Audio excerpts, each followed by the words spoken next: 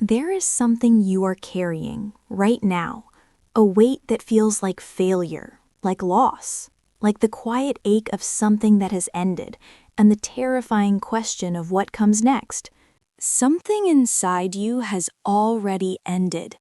Maybe a relationship, a version of yourself, a belief you held for years, one that used to feel certain and now feels like ash in your hands.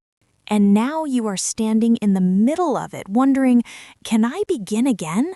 Do I even have the strength? You do, and you always did. Because here is what the ancient world knew that we have forgotten. This is not a new experience. It is the oldest one. Every ancient culture had a word for this. Long before self-help books, long before therapy, long before the internet offered answers at midnight when you couldn't sleep, human beings were sitting with this same feeling. And they did not call it failure. They gave it beautiful names. The Japanese called it mono no aware, the bittersweet tenderness of things passing. Not tragedy, tenderness. They understood that endings make everything more precious, not less. The ancient Celts spoke of the Kal 8, the thin place where the veil between what was and what will be grows so thin you can step through. And the Hindu tradition pointed to the Navagraha, 9 celestial forces of transformation, a reminder that change is not something that happens to us, it is written into the cosmos itself. They all knew. In every language, in every age, they knew. Endings are not the opposite of beginnings. They are the doorway. The 3 thresholds. Ancient wisdom tells us that every true beginning moves through 3 sacred thresholds. The first is the threshold of release. This is where you let the old form fully dissolve, not abandon it, honor it. Grieve it, thank it for what it gave you. The Navajo call this completing the song. Every story needs its proper ending before a new one can begin. You cannot skip this part. The second is the threshold of the in-between. This is the hardest place, where the old is gone but the new has not yet arrived. Ancient cultures called this the liminal space. From the Latin word for threshold, it feels uncomfortable because something is being built inside you that you cannot yet see. You are not stuck, you are gestating. The third is the threshold of emergence. This is where the new self steps forward, and it will not look like the old self.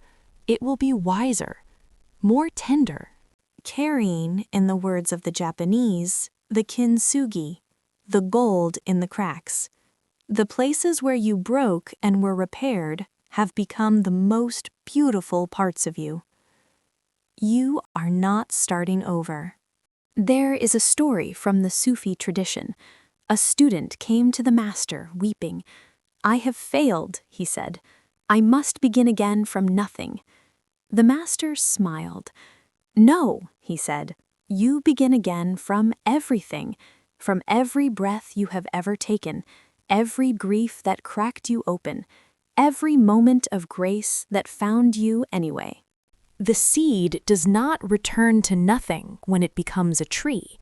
It becomes more of what it always was. You are not starting over. You are starting from. Ancient practices for beginning again. So, what do? These are not new techniques.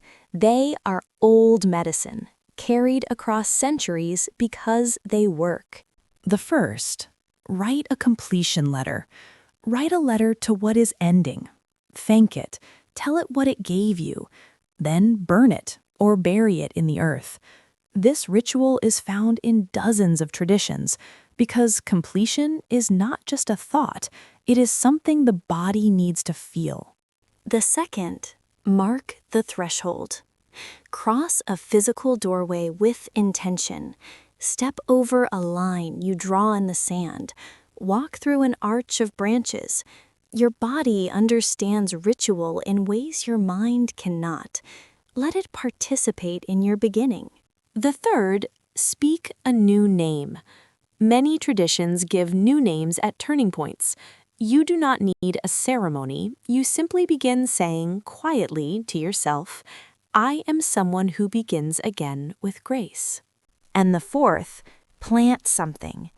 From ancient Egypt to the indigenous Americas, planting during a time of transition is sacred. Put a seed in soil, tend it. Watch something small and vulnerable move toward the light. This is not metaphor, it is medicine. The trees do not apologize for losing their leaves. The tide does not mourn its retreat. The seed does not fear the dark soil. They know what you are beginning to remember. Every ending is a teacher. Every loss is a doorway. And you ancient, weathered, beautiful soul, you have always known how to begin again. If this found you at the right moment, share it with someone who is standing in their own threshold. Leave a word in the comments. We read every one.